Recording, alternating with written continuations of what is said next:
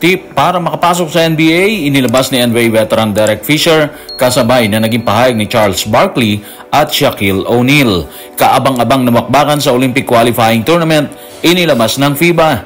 Tanong, kasama ba dyan ang Gilas Pilipinas? Georgia at Gilas Pilipinas may gustong patunayan pagsapit ng Olympic Qualifying Tournament.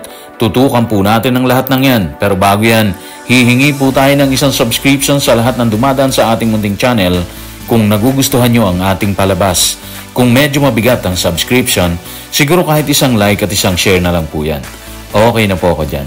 Maraming salamat. Tiyempo ang naging pahayag ni 5-time NBA champion at Los Angeles Lakers legend Derek Fisher sa naging pasabog ni Charles Barkley tungkol sa mailap na pagpasok ng mga purong Pilipinong players sa NBA.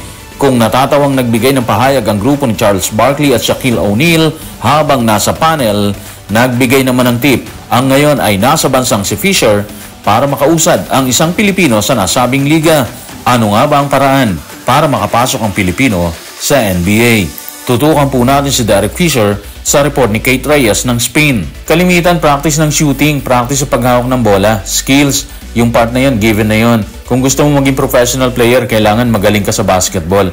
Pero sa tingin ko, yung disiplina sa oras, madaling turuan, may disiplina sa pagiging maayos na teammate, gustong umasenso ang iba, minsan higit pa sa sarili mo. So yan yung mga binigay na tip ni Fisher, base na rin po sa artikulong inilabas ni Kate Reyes ng Spin. Para sa akin, again, sa akin lang naman hindi naman tayo player hindi naman tayo expert sa basketball, malimit, may malang din, di ba? Nagmamasid sa laro. So para sa akin, sa tingin ko, pinakamatindi talaga doon yung disiplina sa sarili.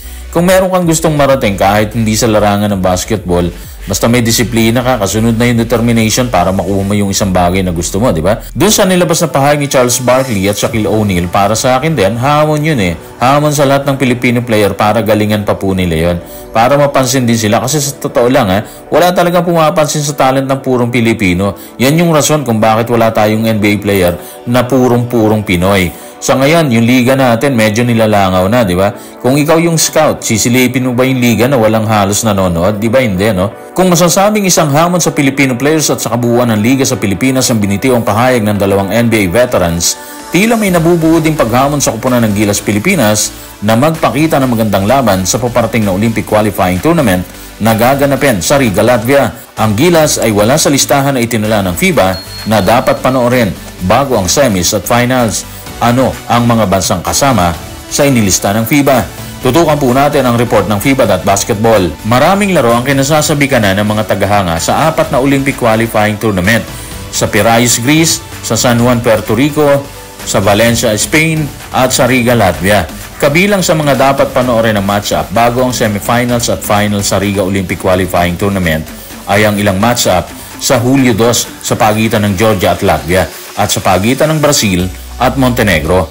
So wala ang Pilipinas. Real talk lang naman ng FIBA, di ba? Nakita na rin kasi nila yung laban ng Gilas Pilipinas ng World Cup. At posible sa yun sa mga naging basihan nila dyan. Mas exciting talagang panoorin ng European teams. Mas mabibilis sila, athletic, malalakas, hindi lang sa aspeto ng pangangatawan, kundi maging sa aspeto ng bakbakan. So para sa akin, hamon yan. Hamon sa kupunan ng Gilas Pilipinas na ilabas nila yung makakaya nila para siguro gulatin natin yung mga European teams. Yung tipong merong ibubuga pala tayo, di ba? Para makapag-iwan tayo ng magandang imahe sa aspeto ng bakbakan. Katulad ng alam nating lahat, haharapin ang Gilas Pilipinas ng Latvia sa July 3 sa ganap na 7 ng gabi, oras sa Latvia. Matapos yan, haharapin naman ang Gilas Pilipinas ng Georgia sa July 4 sa ganap na 3:30 ng hapon, oras sa Latvia. Sa inilabas na pahayag ng FIBA, nalantad naman ang matinding hangarin ng Georgia at Gilas Pilipinas. Pero base sa pahayag, tila mas mabigat ang daladala ng Georgia patungo sa Olympic Qualifying Tournament. Gaano nga ba kabigat ang hangarin ng bansang Georgia? Tutukan natin ang report ng FIBA.basketball. Sa Group A, kasama ng Latvia ay ang Georgia at ang Pilipinas. Hinahangad ng Georgia ang kanilang kauna-unahang Olympic qualification habang sinusubukan ng Pilipinas na makabalik sa Summer Games sa unang pagkakataon mula noong 1972. Malinaw, di ba? Susubukan ng Georgia na makapasok sa Olympics sa kauna-unahang pagkakataon. Meaning, gagawin nila ang lahat ng makakaya para manalo sa bakbakan. And of course, tuloy ang makatawid sa bawat round ng competition. Kung tutuusin, matindi yung pressure sa kanila, di ba? Mabigat yung dala-dala nila kasi hindi pa sila nakakapasok sa Olympics. Yan yung magiging sandalan nila actually para ipursige ang bawat laban. Sa kaso ng Gilas Pilipinas, susubukan na natin makapasok ulit sa ikalawang pagkakataon matapos ang pagpasok natin noong 1972. So ito yung mga nakikita nating motivation ng dalawang team para ilabas nila ang lahat sa aktwal na bakbakan. And sana may magandang resulta tayong makita sa paparating na OQT. Pero again, wag muna tayong umasa kasi butas talaga ng karayom ang dadaanan ng Gilas Pilipinas. So guys, maraming salamat.